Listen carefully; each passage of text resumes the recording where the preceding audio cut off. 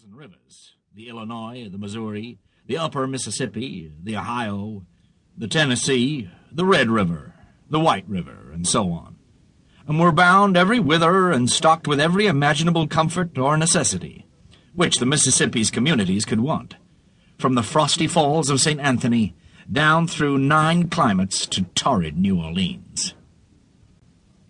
Dawson's Landing was a slaveholding town, with a rich, slave-worked grain and pork country back of it. The town was sleepy and comfortable and contented. It was 50 years old, and was growing slowly.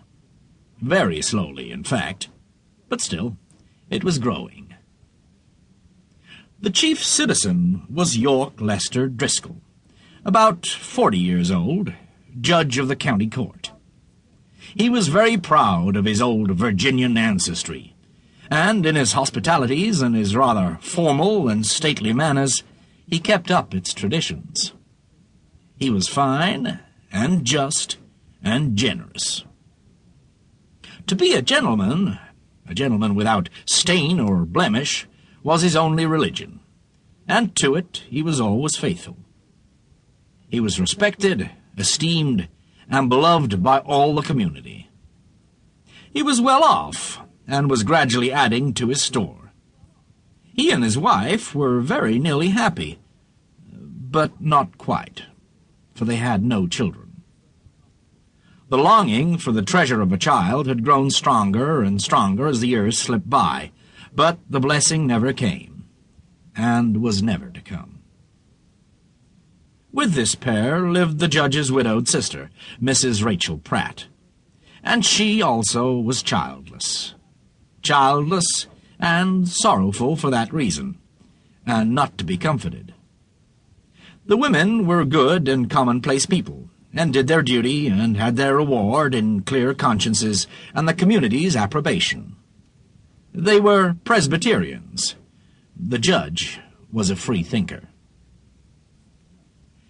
Pembroke Howard, lawyer and bachelor, aged about 40, was another old Virginian grandee, with proved descent from the first families.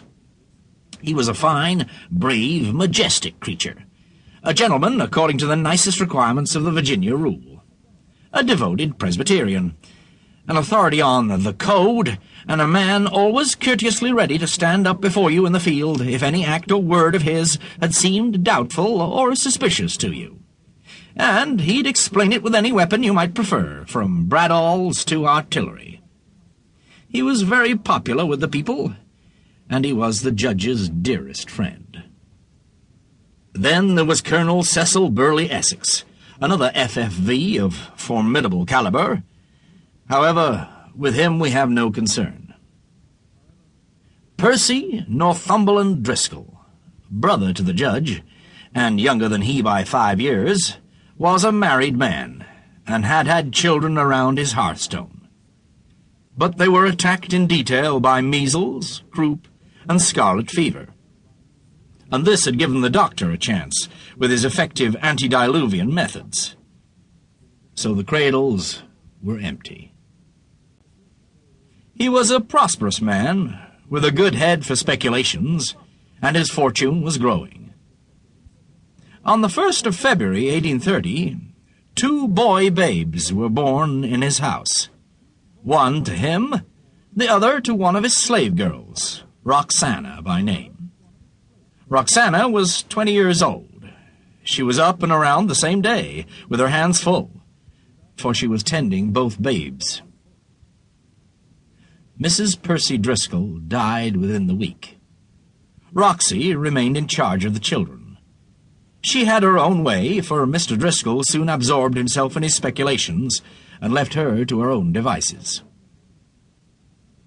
In that same month of February, Dawson's Landing gained a new citizen. This was Mr. David Wilson, a young fellow of Scotch parentage. He'd wandered to this remote region from his birthplace in the interior of the state of New York to seek his fortune.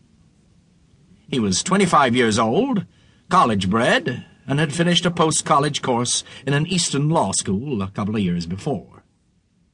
He was a homely, freckled, sandy-haired young fella, with an intelligent